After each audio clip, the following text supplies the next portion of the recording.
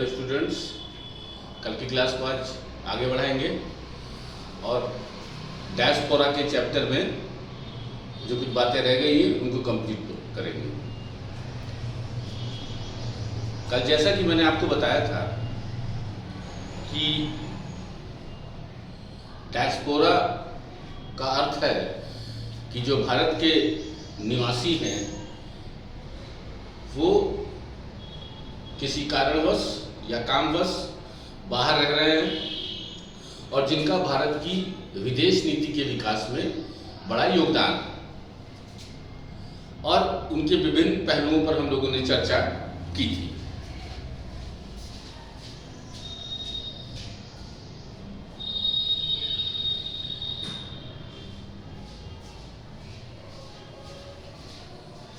अब अगर हम उस बात को आगे बढ़ाएं तो कुछ प्रमुख मुद्दों पर चर्चा कर लेते हैं, ठीक है।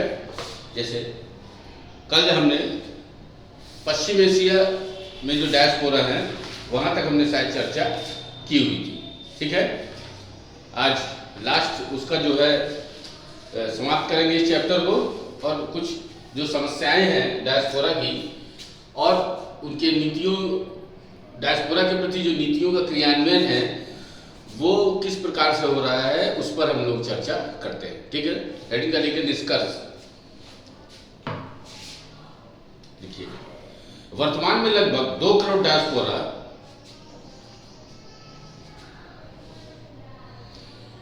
विश्व के विभिन्न भागों में निवास कर रहे हैं। सरकार के द्वारा एक्ट ईस्ट नीति पर अत्यधिक बल दिया गया है, किंतु पूरब में भारतीय डायस्पोरा की स्थिति प्रभावी नहीं है, जबकि लैटिन अमेरिका में डायस्पोरा की संख्या कम है।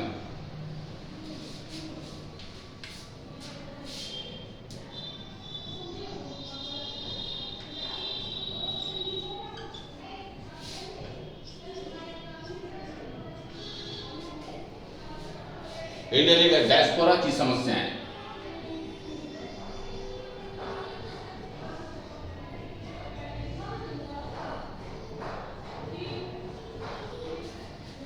डायस्पोरा की समस्याएं। पहला नंबर एशिया अफ्रीका, मतलब एशिया अफ्रीका में डायस्पोरा की समस्याएं। क्या क्या है समस्याएं है लिखिएगा। एशिया और अफ्रीका में भारतीय डायस्पोरा राजनीतिक संघर्ष के शिकार हुए। म्यांमार व मलेशिया में भारतीय मूल के डायस्पोरा के साथ भेदभाव हुआ तथा युगांडा में भारतीय मूल के डायस्पोरा के विरुद्ध हिंसक घटनाएं हुई। पश्चिम एशिया में डायस्पोरा की समस्याएं क्या है, ठीक है। वेस्ट एशिया, वेस्ट एशिया में लिखिए जरा। पश्चिमी एशियाई देशों में श्रमिकों से संबंधित वैधानिक समस्याओं के समाधान के लिए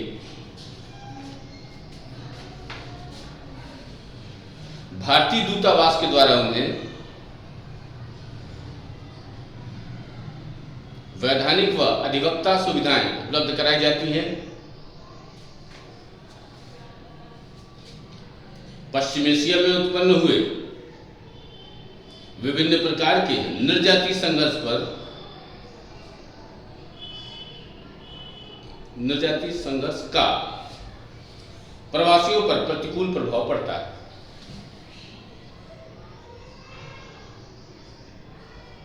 पश्चिम एशिया के देशों ने अपने देशों के रोजगार में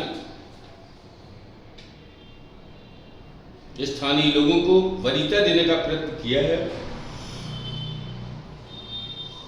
जिसे निताकत कानून का नाम दिया गया है।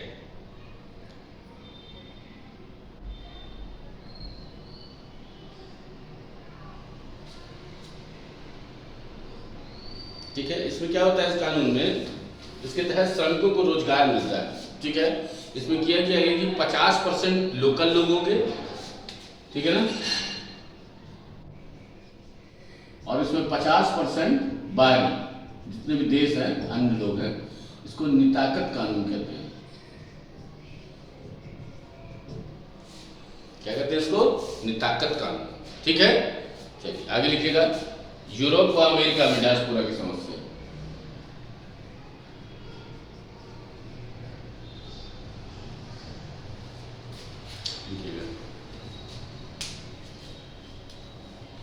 देखिए, पूर्व में ट्रंप सरकार द्वारा अमेरिका में वीजा नियमों को कठोर बनाया गया,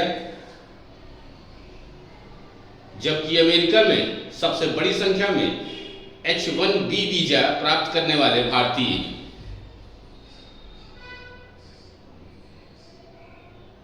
पूर्व सरकार का कहना था कि H-1B वीजा अमेरिका में प्रशिक्षित श्रमिकों को आने के लिए दिया जाता था, परंतु इसका दुरुपयोग करके भारतीय कंपनियां सस्ते श्रमिकों को रोजगार दे रहे हैं।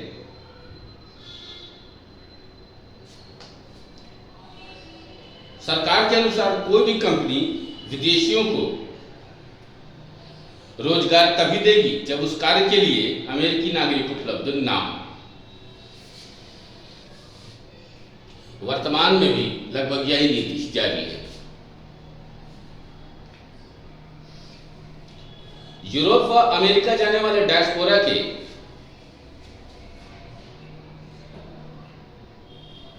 वैवाहिक विवाद में महिलाओं को वैधानिक सुविधा भारतीय दूतावास के द्वारा उपलब्ध कराई जाती है। जानिएगा डायस्पोरा की प्रकृति।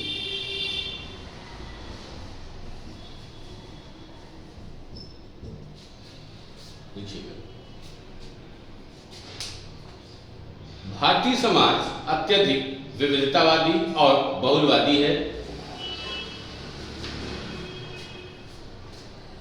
इसलिए डायस्पोरा में भी यह विविधता विद्यमान होती है।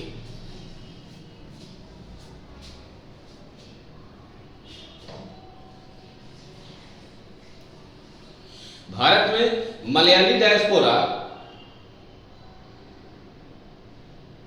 पश्चिमी एशियाई देशों में प्रभावी है,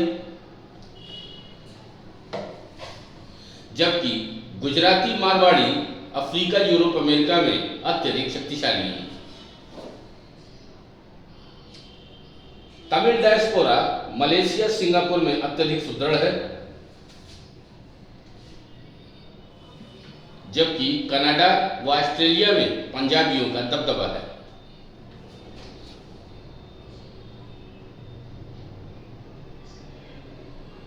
चीन के डायस्पोरा सबसे पहले स्वयं को चीनी मानते हैं, जबकि भारतीय डायस्पोरा में साझी पहचान का अभाव है। डालिएगा डायस्पोरा को भारत से जोड़ने के विभिन्न प्रयास व नीतियां।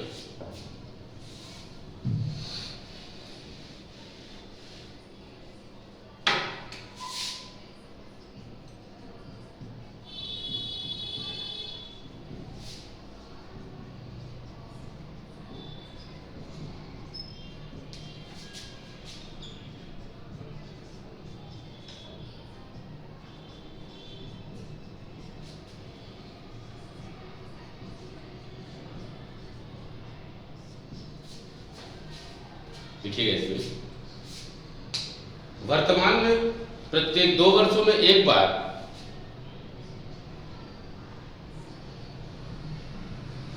प्रवासी भारतीय दिवस का आयोजन किया जाता है, जिसके द्वारा डायस्पोरा को भारत से जोड़ने का प्रयास किया जाता है तथा डायस्पोरा की विभिन्न उपलब्धियों से भारतीयों को परिचित कराने का प्रयास किया जाता है।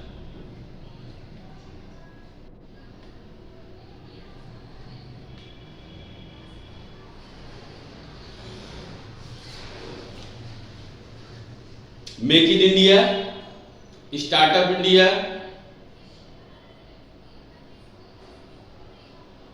तथा डिजिटल इंडिया कार्यक्रम में योगदान हेतु डायस्पोरा को प्रोत्साहित किया जाता है।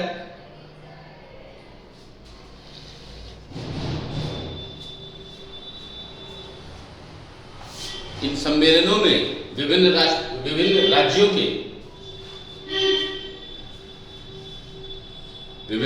के मुख्यमंत्री भी शामिल रहते हैं।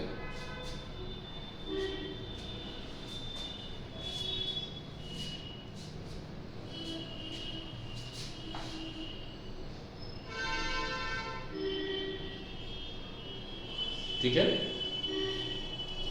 फिर 2 वर्ष। अब एक अलग से सम्मेलन होता है जिसको आप प्रवासी भारतीय दिवस कहते हैं, ठीक है ना, यह हर वर्ष होता है, ठीक है, जो 9 जनवरी को जिसका आयोजन होता है, जानेगा प्रवासी भारतीय दिवस।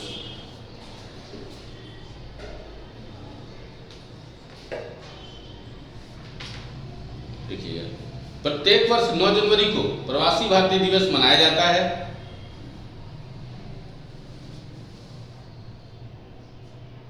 इस दिवस को मनाने के लिए भारतीय विदेश मंत्रालय तथा विदेशों में स्थित भारतीय दूतावासों में भी विभिन्न प्रकार के सेमिनार व संगोष्ठी का आयोजन होता है।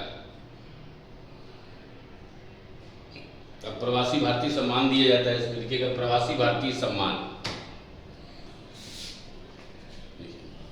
सम्मेलन के दौरान डायस्पोरा को सम्मानित भी किया जाता है जिन्होंने भारत की प्रतिष्ठा व सम्मान अन्य देशों में बढ़ाया हो।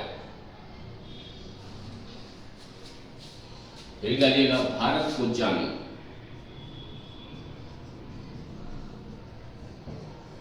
No India programme.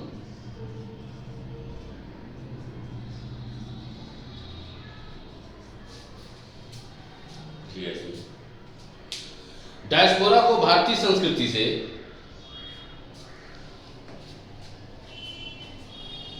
परिचित कराने के लिए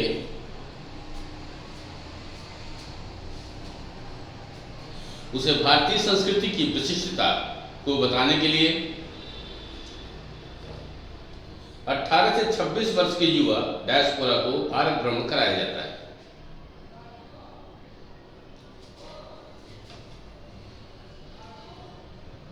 तत्कालीन विदेश मंत्री सुषमा स्वराज ने नो इंडिया के साथ बिलीव इंडिया का नारा दिया। बिलीव इंडिया के माध्यम से बिलीव इंडिया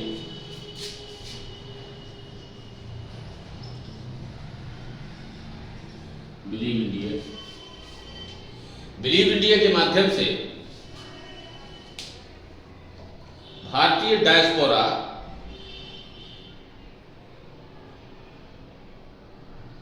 को भारतीय वैज्ञानिक प्रगति की भी जानकारी दी जाती है।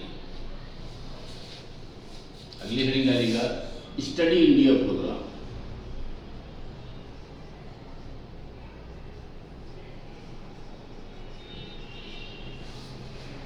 स्टडी इंडिया प्रोग्राम 18 से 26 वर्ष के बीच के युवाओं को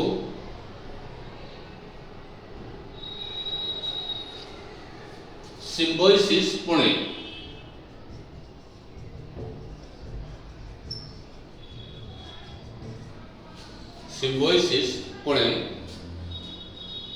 द्वारा भारत में प्रबंधन, इंजीनियरिंग, पत्रकारिता के अध्ययन के लिए छात्रवृत्ति दी जाती है।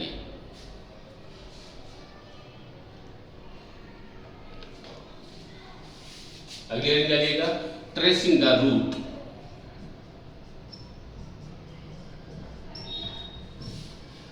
देखिएगा, इस कार्यक्रम के अंतर्गत विदेशों में रहने वाले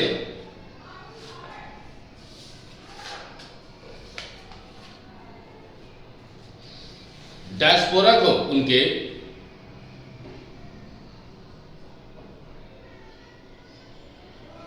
परंपरागत पैतृक स्थान की जानकारी दी जाती है।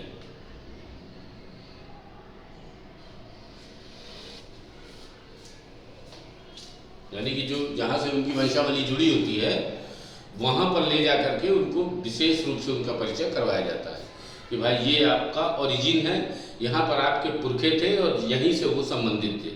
ठीक है ना। इससे क्या होता है कि उनका जो जुड़ाव होता है वो थोड़ा सा ज़्यादा वहाँ से जो है फिर समझ में आता है लोगों को कि ये हमारे लोग हैं, जो जिनसे हमारे लोग जो जुड़े हुए थे, वहाँ से उनकी आत्मीयता क्या होती है, जुड़ने की कोशिश की जाती है, जोड़ने की। लेकिन हेडिंग डालिएगा प्रवासी भारतीय भवन।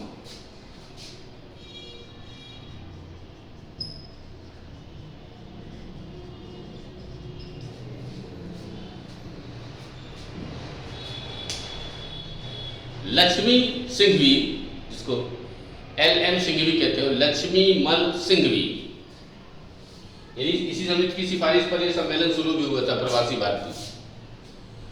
LM सिंघवी समिति द्वारा प्रवासियों की उपलब्धियों को दर्शाने के लिए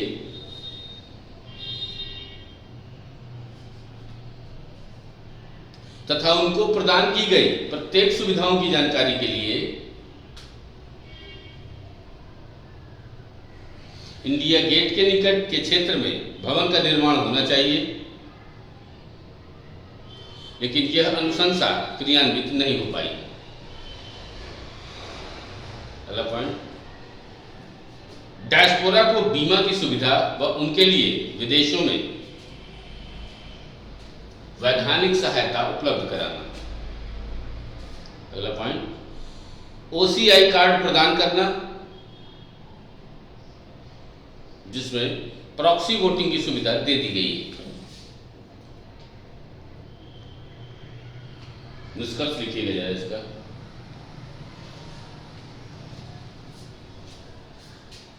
सरकार द्वारा डायस्पोरा को विभिन्न सुविधा दी जा रही है और विभिन्न राज्य सरकारों द्वारा सुविधाएं प्रदान की गई, परंतु सुशासन के बिना एवं आधारभूत संरचना के अभाव में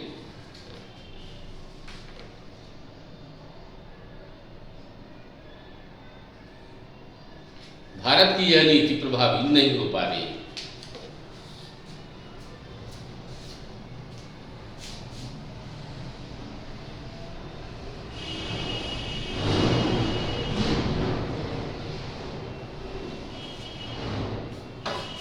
ठीक है। अब कुछ क्वेश्चन है इसी पर्पज से मेंस के लिए, ठीक है ना, आंसर राइटिंग के लिए अगर आप क्वेश्चन लिखना चाहेंगे, ठीक है ना, तो कुछ क्वेश्चन है इसी से डायस्पोरा चैप्टर से, तो उनको आप लिख सकते हैं। लिखिए क्वेश्चन, डायस्पोरा के विभिन्न प्रकारों का उल्लेख कीजिए और इनका भारत के लिए विकास में योगदान का मूल्यांकन कीजिए। नेक्स्ट अगला क्वेश्चन, विदेश नीति में डायस्पोरा को महत्व देने के मूल कारणों का विवरण दें। यह नीति किस सीमा तक सफल रही है, आलोचनात्मक परीक्षण कीजिए। नेक्स्ट अगला क्वेश्चन, दक्षिण पूर्वी एशियाई देशों के पुनर्निर्माण में डायस्पोरा की भूमिका अपेक्षाकृत सीमित रही है, टिप्पणी कीजिए। नेक्स्ट अगला क्वेश्चन, वर्तमान राष्ट्रवाद व संरक्षणवाद के दौर में डायस्पोरा के लिए अनेक प्रकार की चुनौतियां उत्पन्न हो रही हैं। इनका भारत पर पड़ने वाली प्रभाव की विवेचना कीजिए। अगला क्वेश्चन, भूमंडलीकरण और उदारीकरण के वर्तमान दौर में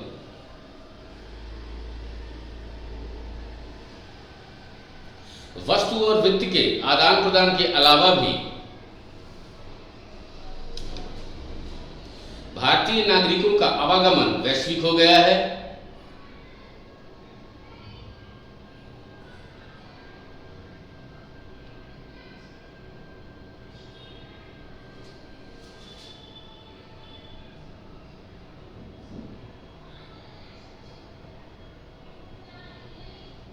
इस परिप्रेक्ष्य में चर्चा कीजिए।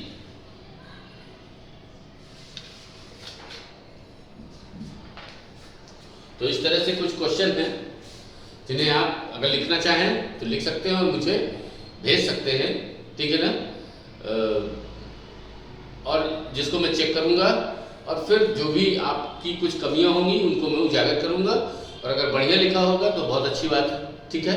प्रयास किया करिए, ठीक है। देखिए कोई भी चीज़ हमेशा ध्यान रखिएगा एक दिन में नहीं सीखी जाती। मैं आपको हमेशा से कहता हूँ और आज फिर से कह रहा हूँ इस बात को कि अगर आप आंसर राइटिंग के प्रयास डेली नहीं करेंगे तो कैसे आगे चल के जो है प्रभावी रूप में आंसर लिखने की कला का विकास हो पाएगा। तो आप लोग जरूर कोशिश किया करिए उत्तर लिखने की, और नोट्स से ही आंसर आपको लिखना है। ऐसा नहीं कि आपको अलग से कोई प्रयास करना है। थोड़ा अगर करंट का मैटर अगर कोई, जैसे देखिए क्या होता है कि ये अप्लाइड सब्जेक्ट है, ये लगातार समय के साथ क्या होता है बदलता रहता है। आप अगर सोचें कि किसी देश के साथ आज संबंध बेहतर है, हो सकता है कल को उसके साथ संबंधों में थोड़ा सा ऊपर नीचे भी हो सकता है, तो उन चीज़ों को आपको आगे इंक्लूड करना पड़ेगा। हो सकता है इस साल ठीक है, अगले साल 2 साल में बदल जाए, ठीक है। तो अगर आपको उस वर्ष आंसर लिखना पड़े तो उसमें कुछ चीज़ों में बदलाव आएगा। तो इसलिए जो है जो नीतियाँ हैं उनका क्रियान्वयन जैसे हो रहा है वर्तमान में, आवश्यक नहीं है कि ऐसा हमेशा। इसलिए चीज़ें समझ करके और उनमें बदलाव करते रहना पड़ेगा लगातार, ठीक है। तो आप लोग लिख सकते हैं और ये चैप्टर आपका समाप्त हो गया, ठीक है। कुछ चीज़ें बची रह गई हैं, उनको आज हम कंप्लीट कर लेते हैं इस चैप्टर में, अलग से उसमें जो छूटा हुआ है, और ये आज आपका चैप्टर समाप्त हो गया, ठीक है। मैं कुछ नई चीज़ें आपको आज बता देता हूँ जरा।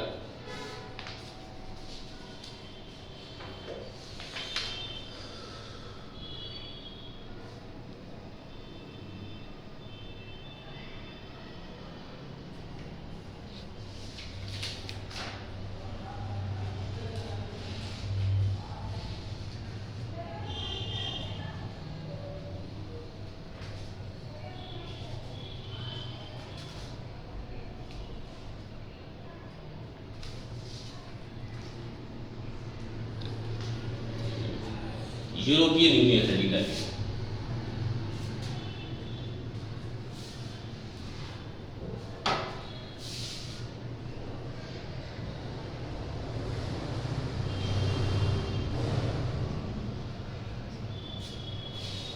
EU।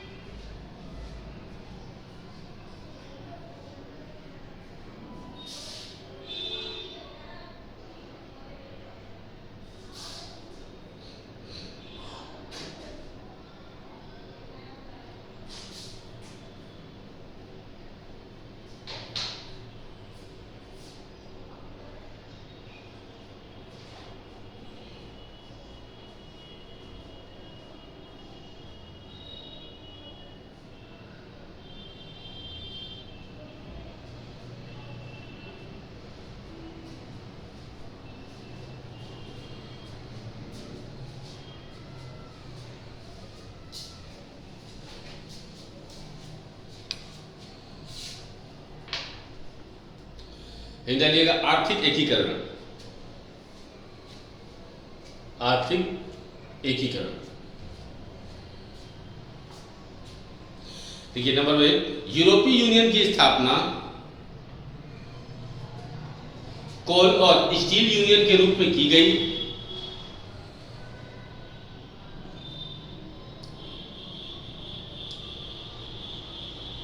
इसके संस्थापक सदस्यों में Germany, France, Italy, Belgium, Netherland व लक्जमबर्ग शामिल थे। दूसरा, सोवियत संघ के विघटन के बाद पूर्वी यूरोपीय देश भी यूनियन में शामिल हो गए।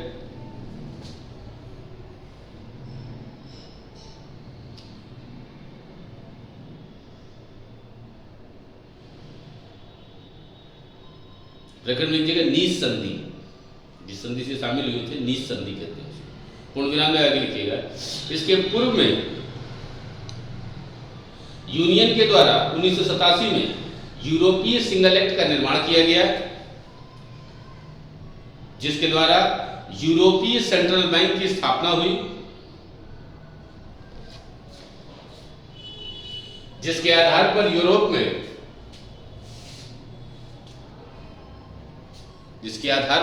यूरोप में साझी मुद्रा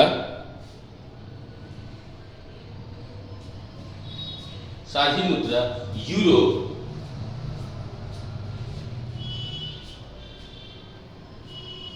के प्रचालन का आधार बन गया।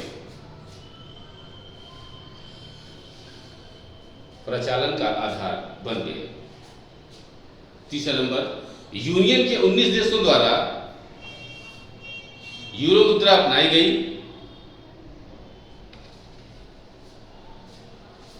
इस मुद्रा को अपनाने वाले देशों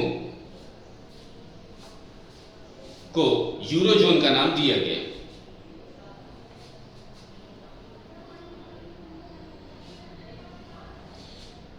यह उल्लेखनीय है कि ब्रिटेन यूरोजोन में शामिल नहीं था।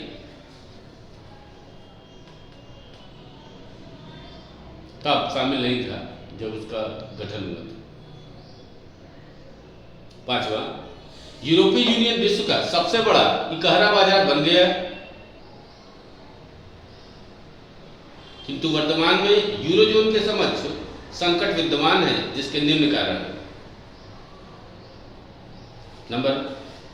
नंबर एक, यूरोजोन में शामिल होने वाले सदस्यों ने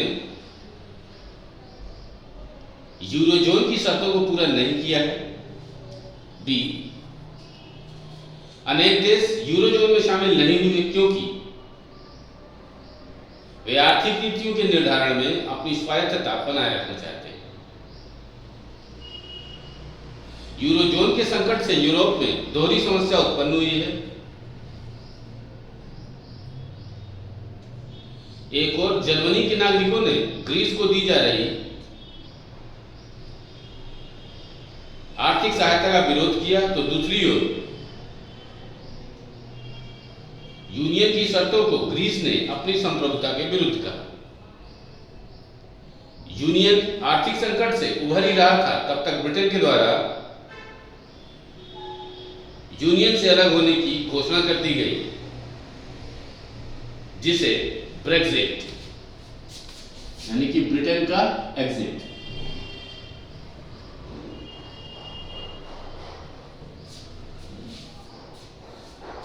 कहा गया। इन समस्याओं के बावजूद यूनियन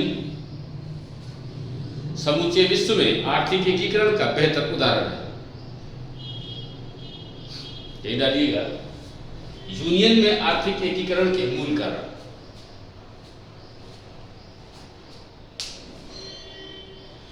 नंबर एक, यूरोप के सभी देश औद्योगिकृत व नगरीकृत हैं।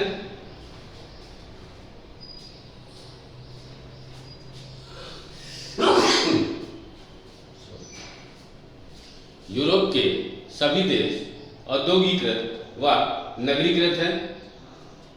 दूसरा, आधारभूत संरचना बेहतर है।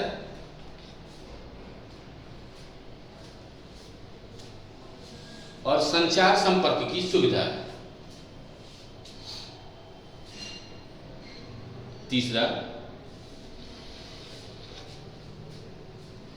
सभी देशों में शासन प्रणाली लोकतांत्रिक है।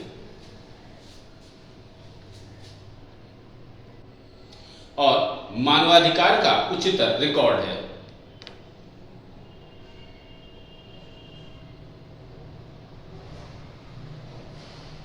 चौथा, सभी देशों की अर्थव्यवस्थाएं उदारवादी व बाजारवादी हैं।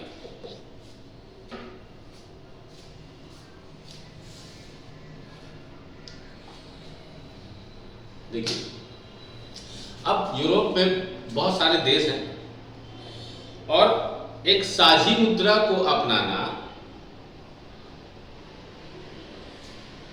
जैसा कि आपने लिखा उस समय तक ब्रिटेन यूरोजोन में नहीं था, लेकिन आगे चल के ब्रिटेन यूरोजोन में शामिल हो जाता है। लेकिन यूरो मुद्रा अब उसने नहीं अपनाई, वो अलग था यूरो मुद्रा से। बाकी लोग यूरो मुद्रा चला रहे थे, लेकिन वो अपने आप को यूरो मुद्रा से अपने आप को अलग किए हुए था। फाइनली वह यूरो जोन से भी क्या किया, बाहर निकल गया। अब जो बाकी देश हैं जितने भी यूरोप के हैं, अगर आप एक नज़र डालेंगे वैश्विक आंकड़ों पर, तो आप पाएंगे कि जो भी आंकड़े प्रकाशित किए जाते हैं, चाहे वो आर्थिक स्वतंत्रता हो, चाहे वो प्रेस स्वतंत्रता हो, चाहे वो प्रसन्नता सूचकांक हो, चाहे वो ह्यूमन डेवलपमेंट यानी कि मानव विकास सूचकांक हो, प्रेस की स्वतंत्रता हो, उन सभी मामलों में ये यूरोपीय देश हमेशा क्या रहते हैं, आगे रहते हैं। यहां पर नगरीकरण का उच्च स्तर है और सभी के सभी जगह क्या है, लगभग औद्योगिकृत है और नगरों में बदली हुई। इसके कारण यहां पर जो विकास का स्तर है वो क्या है, बहुत उच्च है। अब जब सभी जो यूरोप के, अगर आप नक्शा देखेंगे वैश्विक पटल पर यूरोप का, तो समस्याएं भी वहां की लगभग एक ही जैसी होती, ठीक है ना। और जो उनका नीतियों का क्रियान्वयन है वह भी लगभग क्या होता है, बहुत सारा एक जैसा ही रहता है, जिसके कारण उन देशों को साझी मुद्रा को अपनाने में समस्या नहीं आई। व्यापार तो ऐसा है कि दोनों देश, दो उनके आपस के देश है, वो एकदम फ्री ट्रेड है उनका। आप उस देश से उस देश चले जाइए, उस देश से उस देश चले जाइए, और सभी का आपस में व्यापार, कोई समस्या नहीं। लेकिन जब ग्रीस का संकट उभरा था, तब यूरोजोन का जो समस्याएं हैं वो उभर कर क्या आई थी, बाहर आई थी। ग्रीस की अर्थव्यवस्था पूरी तरह से क्रैश हो गई थी। फिर उसको सभी लोगों ने मदद की और धीरे धीरे करके उसको संकट से क्या किया, बाहर निकाला था। तो ये कुछ यूरोजोन की बातें थी। हेडिंग डालिएगा राजनीतिक एकीकरण। अभी तक आर्थिक था और राजनीतिक।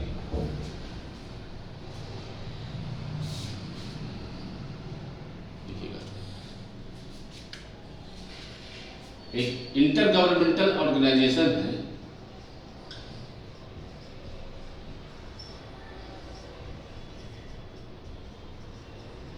ठीक है। इसके कुछ पार्ट हैं, उनको बनाइएगा जरा, ठीक है। इसमें लिखिएगा सबसे पहले यूरोपीय संसद,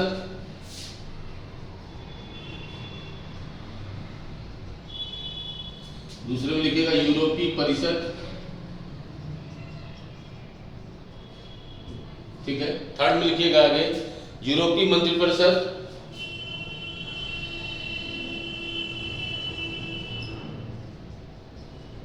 और चौथे में लिखिएगा यूरोपीय आयोग।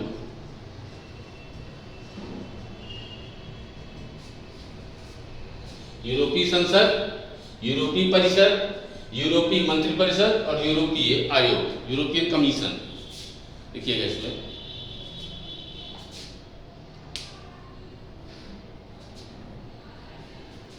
यूरोपीय संसद में लिखिएगा सबसे पहले लिखिएगा 27 देश, फिर लिखिएगा इसी के नीचे, उसी में लिखना है, अभी बारी बारी से लिखेंगे हम लोग, प्रतिनिधित्व जनसंख्या के अनुसार।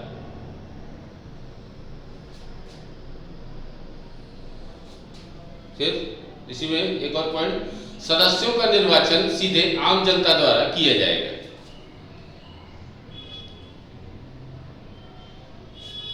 अब यूरोपीय परिषद में लिखिएगा 27 देशों के शासनाध्यक्ष सदस्य होंगे।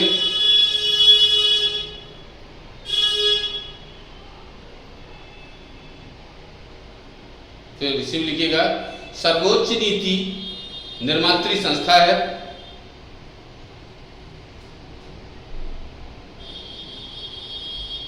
एवं मूलतः राजनीतिक संस्था है। इसमें लिखिएगा मंत्रिपरिषद वाले में सभी 27 देशों के विभिन्न मंत्री परिषद के सदस्यों को शामिल किए जाएंगे। इसमें लिखिएगा 27 देशों के प्रतिनिधि होंगे। सभी नौकरशाह शामिल हैं। जो और नेक्स्ट नीतियों को क्रियान्वित करने का कार्य करेंगे। ठीक है, ये 4 हो गए। इसके अलावा लिखिएगा यूरोपीय न्यायालय।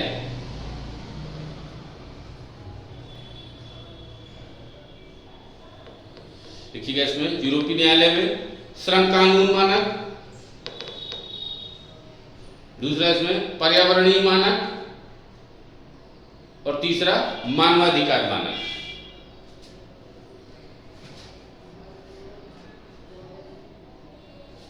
पैराग्राफ चेंज करके लिखिएगा जरा। इस राजनीतिक एकीकरण के कारण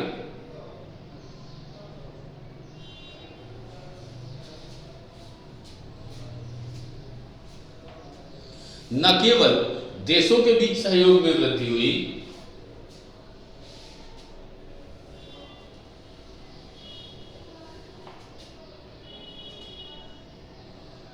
राष्ट्र राज्य के परंपरागत विचार में बड़ा बदलाव देखा गया।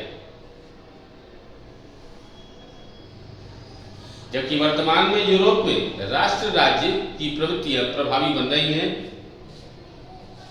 इसलिए यूनियन के ऊपर संकट उत्पन्न हो रहा है। ब्रिटेन के यूनियंस के अलगाव से यह प्रतीत होता है कि अभी भी राष्ट्र राज्य अपनी संप्रभुता का विलय करने के लिए तैयार नहीं है। अगले दिन डालिएगा सामाजिक एकीकरण।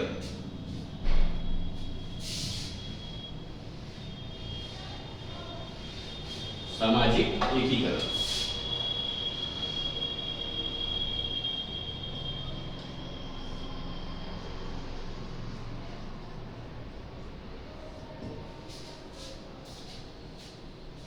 ईसाई सभ्यता का साझा आधार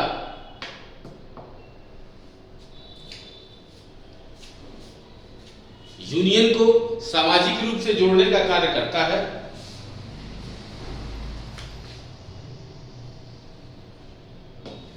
उन्नीस 1985 में शेंजेन संधि के द्वारा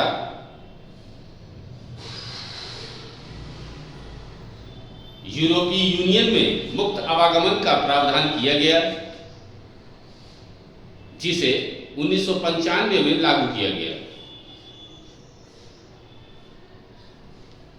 परंतु यह उल्लेखनीय है कि ब्रिटेन इस संधि का भाग नहीं था।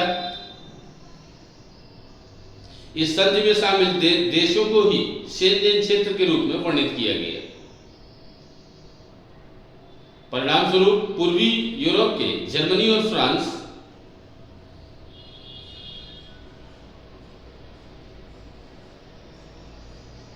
पूर्वी यूरोप के लोग जर्मनी और फ्रांस आने लगे तथा इंग्लैंड में भी पूर्वी यूरोप के प्रवासियों की संख्या बढ़ने लगी, जिसके परिणाम स्वरूप इंग्लैंड के लोगों में सामाजिक एकीकरण के विरुद्ध आक्रोश उत्पन्न होने लगा, जो ब्रिटेन का ईयू से अलगाव का बड़ा कारण माना जाता है।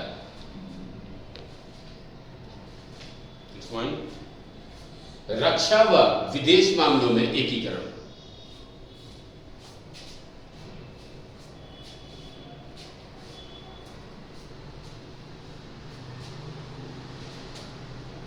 देखिएगा 1992 की maastricht संधि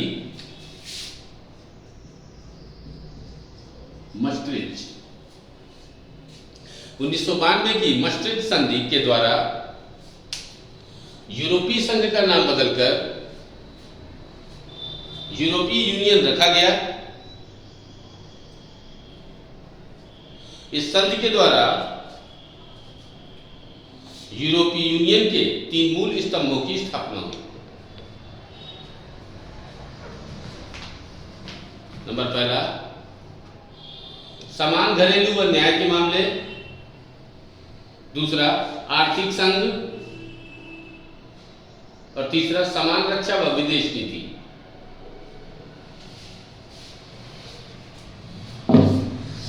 देखिए, आप लोग जानते हैं ब्रिटेन बहुत शक्तिशाली राष्ट्र रहा है हमेशा से, लेकिन द्वितीय विश्व युद्ध के बाद में जो इसकी वैश्विक प्रभावशीलता थी वो बिल्कुल से क्या हो गई, एक झटके में ही लगभग खत्म सी होती दिखने लगी। हालांकि ब्रिटेन ने अपना परमाणु परीक्षण पहला 1950 में ही कर लिया था, फ्रांस ने 1960 में किया, ठीक है, और यह भी परमाणु शक्ति संपन्न राष्ट्र है और फ्रांस भी परमाणु शक्ति संपन्न राष्ट्र है।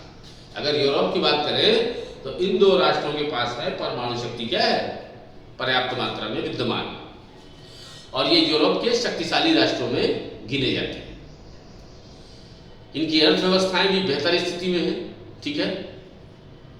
आप लोग को पता होगा कि भारत ब्रिटेन को पीछे करके ही कहां पहुंचा है, 5वें पायदान पर है जीडीपी के आधार पर वैश्विक अर्थव्यवस्था के मामले में। तो ये ईयू के बारे में हम लोग पढ़ रहे हैं अभी, ठीक है, और ईयू से संबंधित कुछ प्रमुख तथ्यों को आपके सामने रखा जा रहा है। देखिएगा, मस्तिष्क तंत्र के द्वारा एक समान सुरक्षा व विदेश नीति निर्माण का लक्ष्य रखा गया।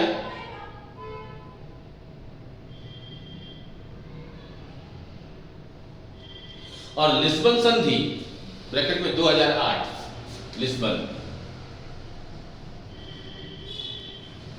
लिस्बन संधि 2008 ब्रैकेट में के द्वारा विदेश नीति के मुद्दे पर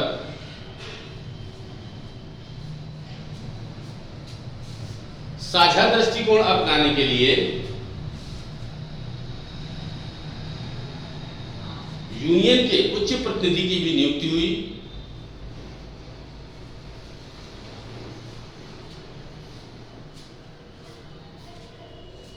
लेकिन सुरक्षा व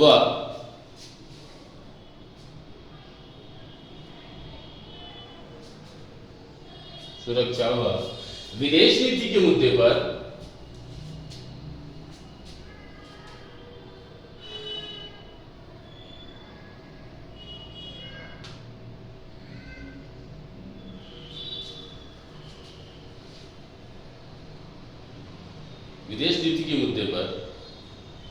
साझा दृष्टिकोण अपनाने के लिए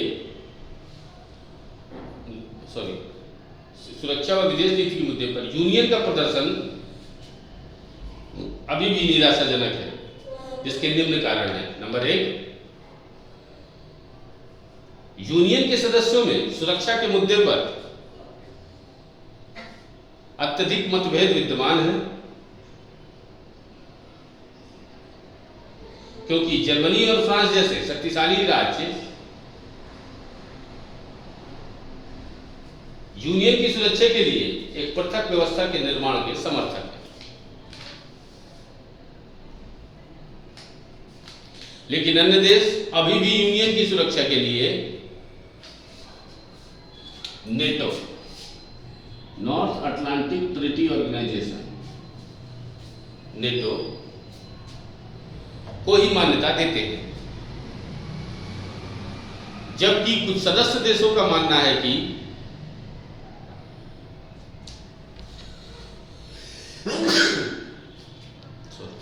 सुरक्षा का दायित्व प्रत्येक राज्य स्वयं निर्वाह करे। ब्रिटेन सुरक्षा के लिए सदैव नेटो का समर्थक रहा है।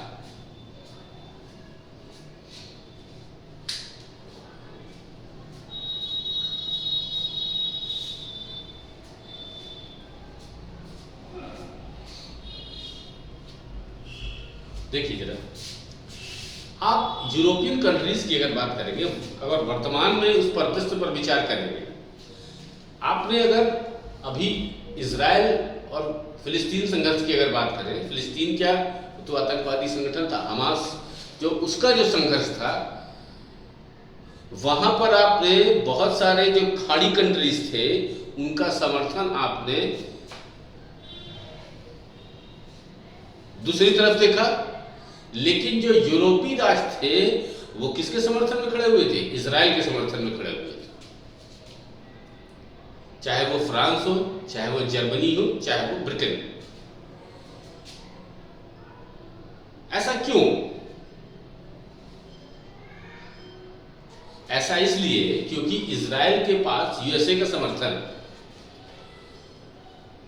और सुरक्षा के लिए यूरोपियन कंट्रीज बहुत हद तक कहें तो नेटो पर निर्भर रहते हैं, क्योंकि मैंने आपको बताया था कि नेटो जो संधि है, जो संगठन है, उसमें एक बात है कि अगर किसी नेटो देश पर हमला होता है तो बाकी के जो नेटो देश होंगे वो उस राष्ट्र पर, दूसरे राष्ट्र पर हमला करेंगे। तो ये जो सामूहिकता का जो ये सिद्धांत है, इसमें यूरोप के बहुत सारे देश कहते हैं कि नहीं नहीं, हमको तो नेटो पर ही निर्भर रहना है, हम नेटो से किसी और बात में अलग नहीं हो सकते।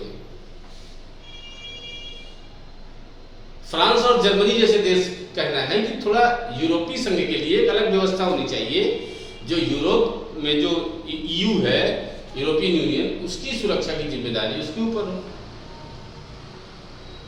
और कुछ राष्ट्र कहते हैं कि भैया अपनी अपनी सुरक्षा अपने अपने हाथ। भाई देखिए, जो शक्तिशाली राष्ट्र होगा वो तो इस बात पर जोर देगा ही, लेकिन जो कमजोर राष्ट्र होगा वो कहेगा नहीं भैया, हम नेटो में ही बने रहना चाहते हैं, हम नेटो से ही अपेक्षा रखते हैं कि नेटो हमारी मदद करेगा,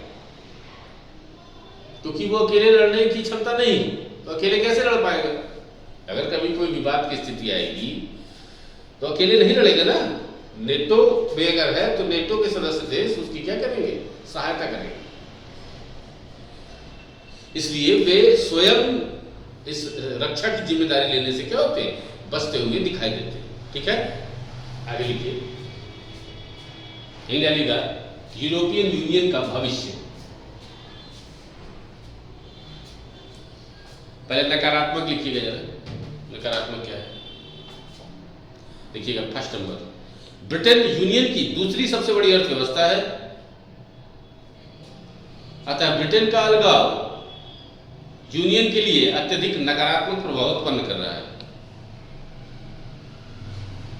दूसरा, ब्रिटेन के अलगाव के बाद यूनियन के अन्य शक्तिशाली राष्ट्रों में अलगाव की बहस आरंभ हो गई है।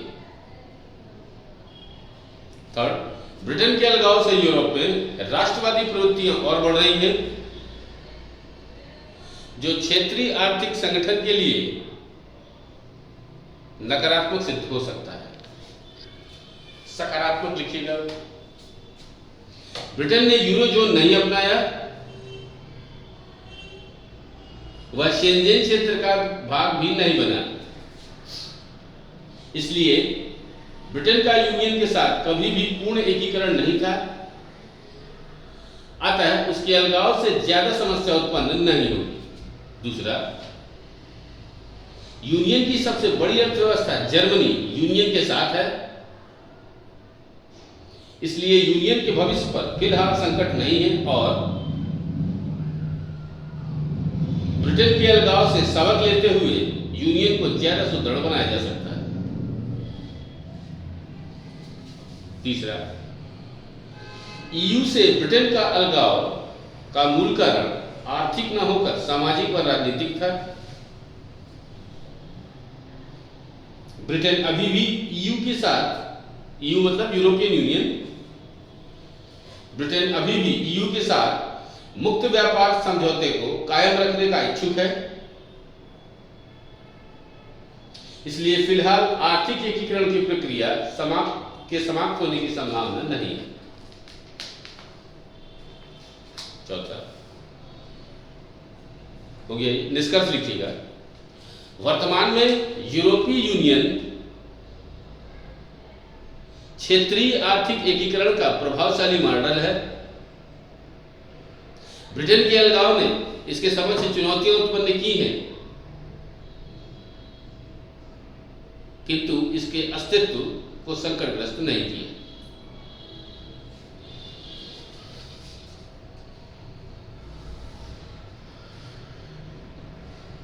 जानेगा भारत यूरोपियन यूनियन।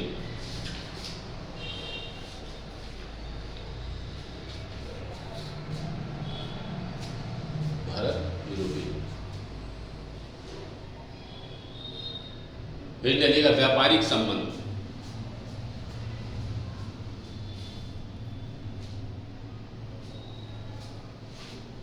व्यापारिक संबंध नंबर 1, यूरोपीय यूनियन भारत का सबसे बड़ा द्विपक्षीय व्यापारिक सहयोगी है, जबकि ईयू का सबसे बड़ा द्विपक्षीय व्यापारिक भागीदार यूएसए। सेकेंड नंबर, भारत का ईयू के साथ लगभग 88 बिलियन डॉलर का व्यापार है तथा भारत में होने वाले समूचे निवेश में यूनियन की भागीदारी 24% है।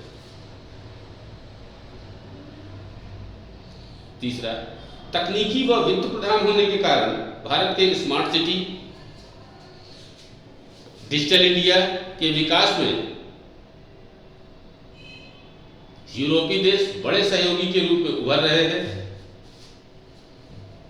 नेक्स्ट, चौथा, भारत के बढ़ते बाजार के कारण भारत और ईयू के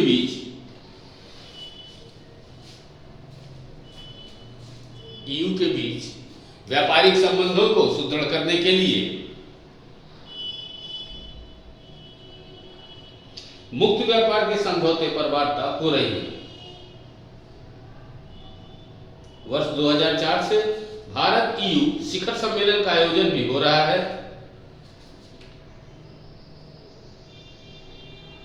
लेकिन मुक्त बाजार के समक्ष निम्नलिखित बाधाएं विद्यमान हैं। नंबर 1,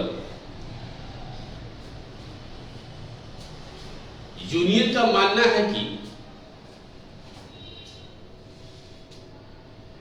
भारत के द्वारा ऑटोमोबाइल तथा शराब उत्पादों पर भारी प्रशुल्क आरोपित किए जाते हैं।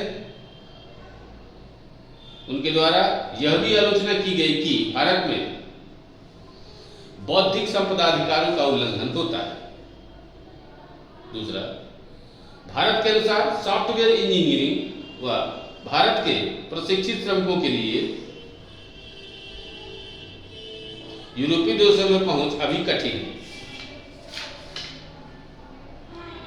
भारत के अनुसार सस्ते श्रम व वस्तुओं को अपने बाजारों में पहुंच से रोकने के लिए वे गैर व्यापारिक मानकों का प्रयोग करते हैं। डलेगा भारत यूरोपियन यूनियन संबंधों को बेहतर करने के उपाय। Number 11,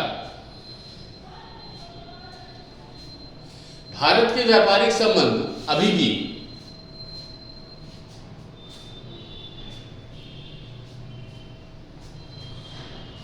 Britain, Germany, France, Belgium, Holland जैसे देशों के साथ है। इसलिए भारत को सभी 27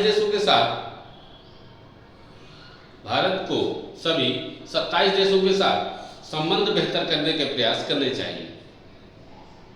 दूसरा,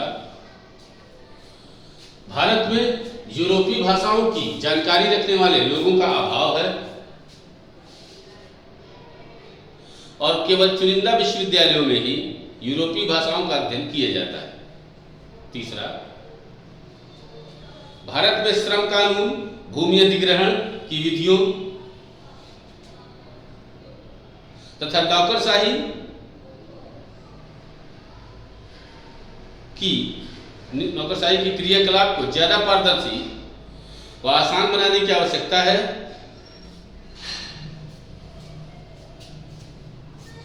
जिससे यूरोप के निवेश को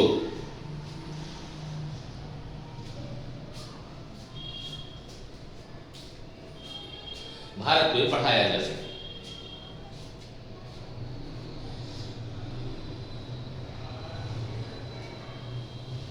डालिएगा यूरोप का परिवर्तित दृष्टिकोण। यूरोप का परिवर्तित दृष्टिकोण।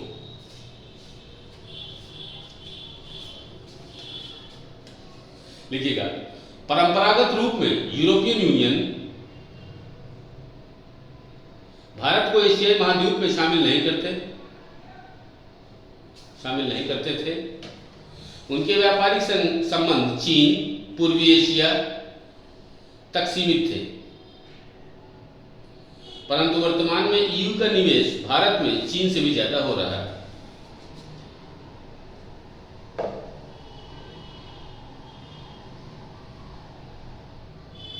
भारत EU सामरिक संबंध हेडिंग डालिएगा। वैश्विक आतंकवाद भारत और यूरोपियन यूनियन के लिए साझे खतरे के रूप में उभरा है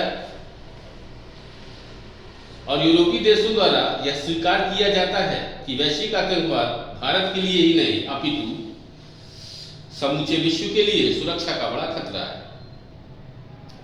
इसलिए मसूद अजहर के मसले पर यूरोपीय देशों ने सुरक्षा परिषद में भारतीय दृष्टिकोण का समर्थन किया।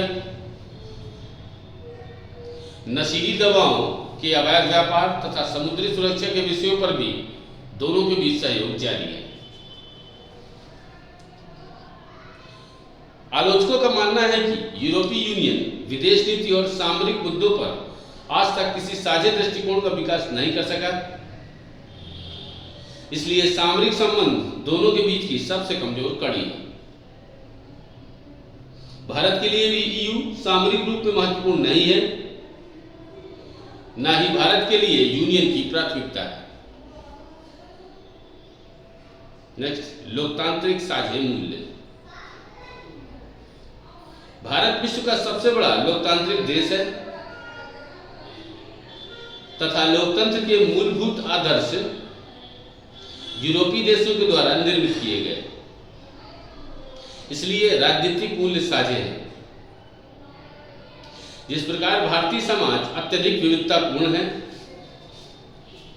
उसी प्रकार EU अपनी विविधता व बहुलता के लिए जाना जाता है। निष्कर्ष लिख लीजिएगा। भारत व यूनियन बहुध्रुवीय विश्व के समर्थक है। विश्व में हस्तक्षेपवादी नीतियों के विरोधी हैं और आर्थिक रूप में एक दूसरे के पूरक हैं। इसलिए यह प्रतीत होता है कि दोनों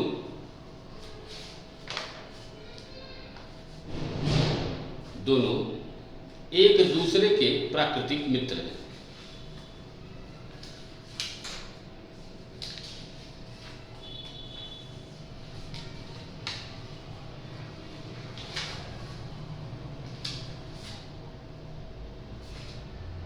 ठीक है, ये आपका यूरोपीय यूनियन में क्या हो गया, लगभग समाप्त हो गया।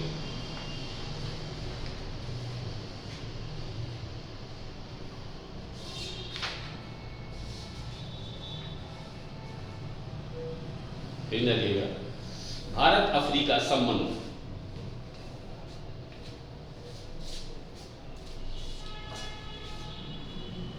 भारत अफ्रीका संबंध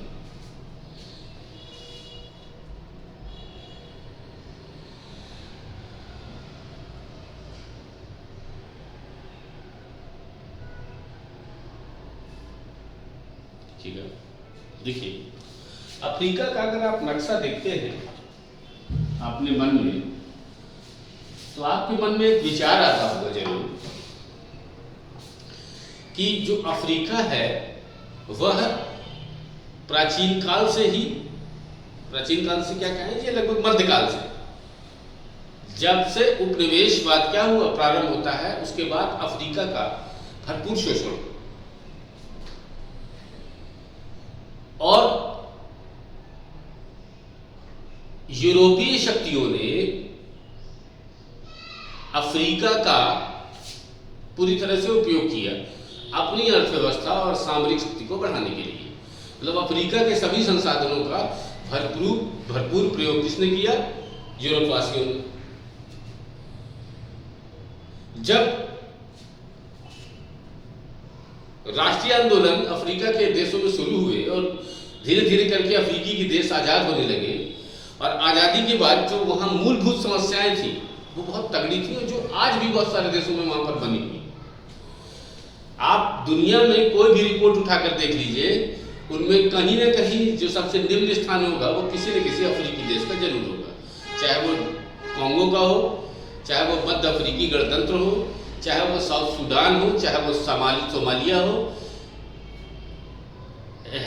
मतलब कहने का मतलब कि वहाँ पर जो परिस्थितियां हैं वो विशेष रूप से प्रभावित हुई हैं अपने ऐतिहासिक घटनाओं से,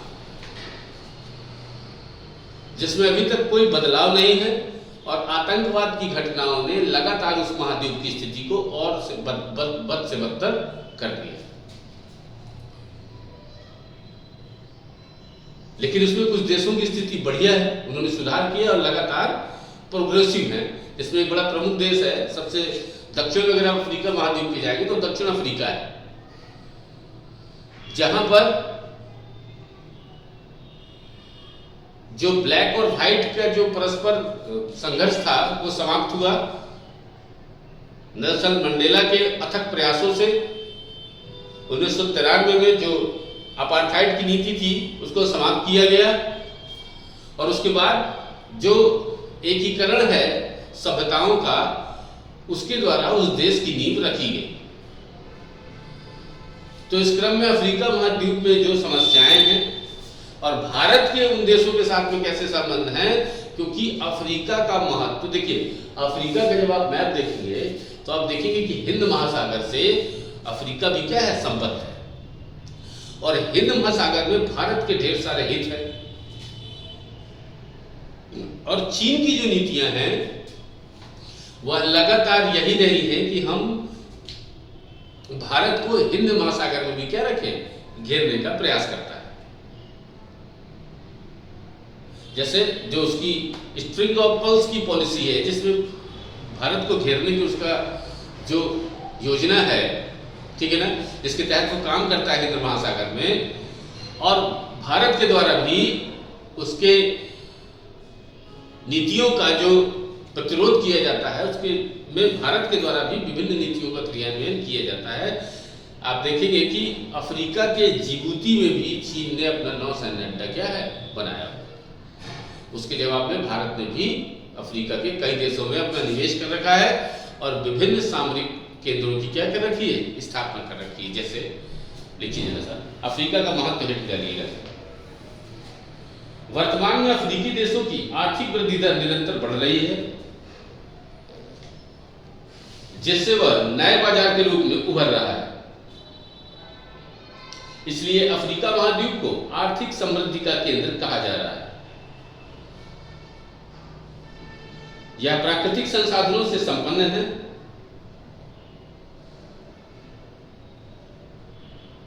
वर्तमान में चीन का अफ्रीका के साथ सर्वाधिक व्यापार है,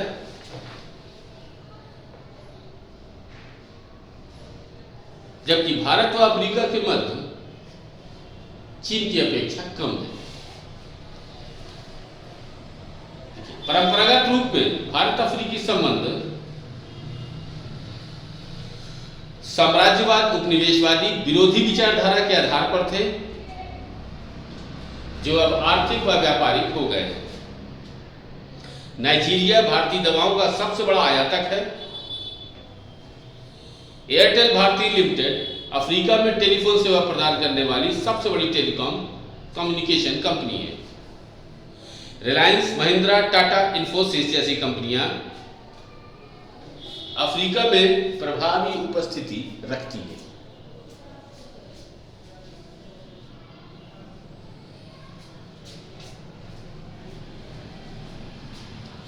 ऊर्जा सुरक्षा की जानिए,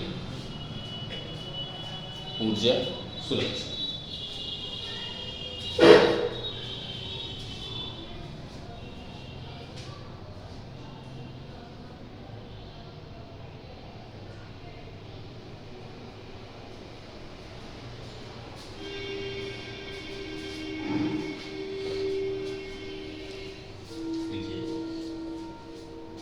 अफ्रीका महाद्वीप प्राकृतिक संसाधनों से संपन्न है,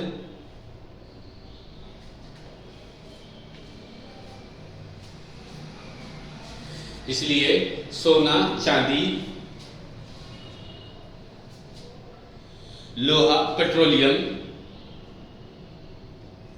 के पर्याप्त भंडार विद्यमान हैं।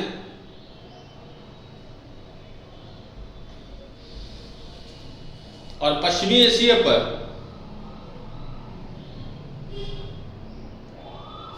ऊर्जा आयात निर्भरता कम करने के लिए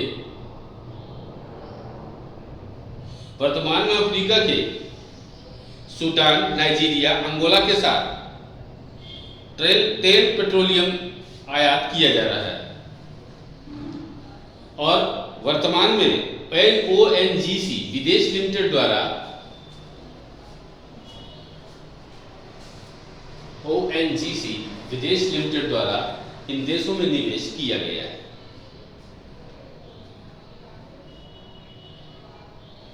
डालिएगा क्षमता निर्माण कार्यक्रम।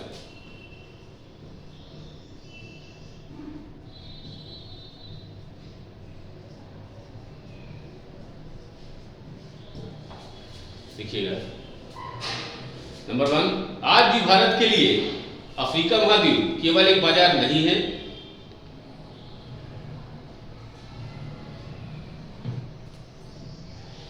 अपितु अफ्रीका के विकास में भारत के द्वारा बड़ा योगदान दिया जा रहा है।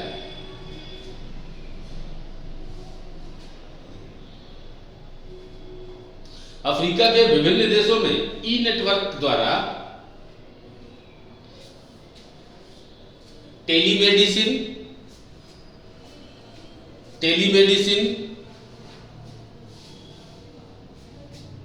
व टेली शिक्षा उपलब्ध कराई जा रही है।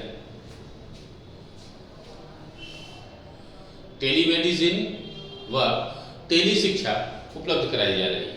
टेलीमेडिसिन का मतलब होता है कि आपने जैसे देखा होगा पढ़ाई, जैसे ये ऑनलाइन क्लास चल रही है, इसी तरह से अफ्रीका महाद्वीप में भी भारतीयों के द्वारा इनसे शिक्षा का व्यवस्था की गई है, इसमें जिसे ई शिक्षा या डॉक्टर भी उपलब्ध रहते हैं और इसी तरह से आप उनसे परामर्श ले सकते हैं। ठीक है, तो ये भारत के द्वारा बड़ी जो नीतियां हैं उनका क्रियान्वयन अफ्रीका में किया जा रहा है। ठीक है, देखिएगा दूसरा, अफ्रीकी छात्रों के अध्ययन के लिए छात्रवृत्ति दी जा रही है तथा अफ्रीकी डॉक्टर व इंजीनियरों को भारत प्रशिक्षण दे रहा है। तीसरा, इन कार्यक्रमों के लिए भारत आर्थिक सहायता भी दे रहा है। डालिएगा सुरक्षा संबंध। नंबर 1, सोमालिया के निकट बढ़ती समुद्री डकैती तथा मोजाम्बिक जैसे देशों में विद्यमान अवैध हथियारों का जखीरा, नशीली दवाओं की तस्करी सुरक्षा की गंभीर चुनौतियां हैं और वर्तमान में बोको हराम,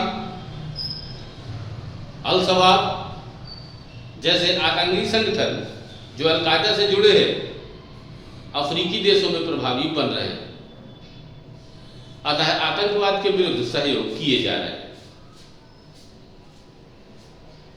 चीन का बढ़ता प्रभाव।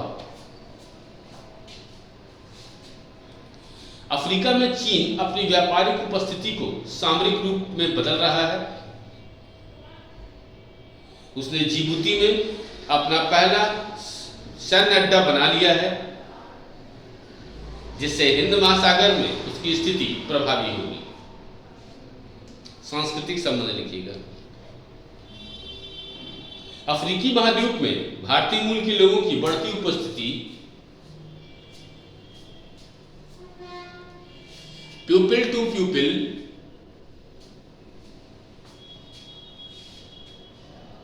संबंधों को प्रगाढ़ बनाने में सहायक है। दक्षिण अफ्रीका, केन्या, युगांडा, मॉरिशस में भारतीयों की बड़ी संख्या है और भारतीय शांति सेना के द्वारा अफ्रीकी महादेश के देशों में अनेक शांति कार्यक्रम संचालित हो रहे हैं। यानी कि दक्षिण देशों का सहयोग। वर्तमान में भारत और अफ्रीकी देशों के बीच विकासशील वर्तमान में भारत और अफ्रीकी देशों के बीच विकासशील देशों के बीच की एकता विद्यमान है और आर्थिक मुद्दों पर विकासशील देशों के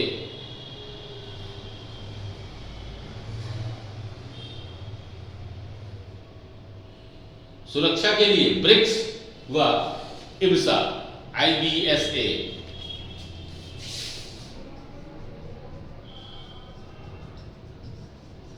का गठन किया गया। हाल ही में G20 सम्मेलन में, हाल ही में भारत में हुए G20 सम्मेलन में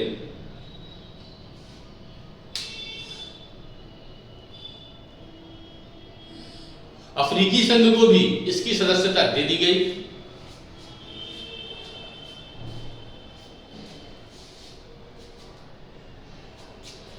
जिसके द्वारा अब तृतीय विश्व की प्रभावशाली उपस्थिति को और बढ़ाया जाएगा।